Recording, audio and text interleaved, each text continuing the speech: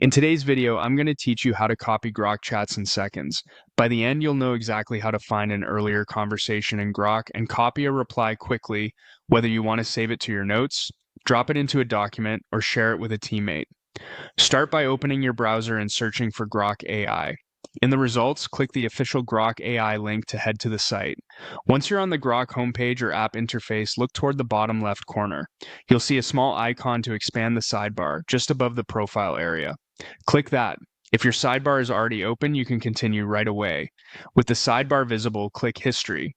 This is where Grok keeps your past chats so you can revisit conversations without starting from scratch. You'll see a list of recent threads. Scan through and choose the chat that contains the reply you want to copy. Titles or snippets can help you spot the right one, and you can scroll to load more if needed. Click the chat to open it. Once you're in, locate the specific reply you want. To grab the text, click at the start of the reply, drag down to the end so the entire message is highlighted, and make sure you're selecting just what you need. After it's highlighted, right-click anywhere on the selection and choose Copy.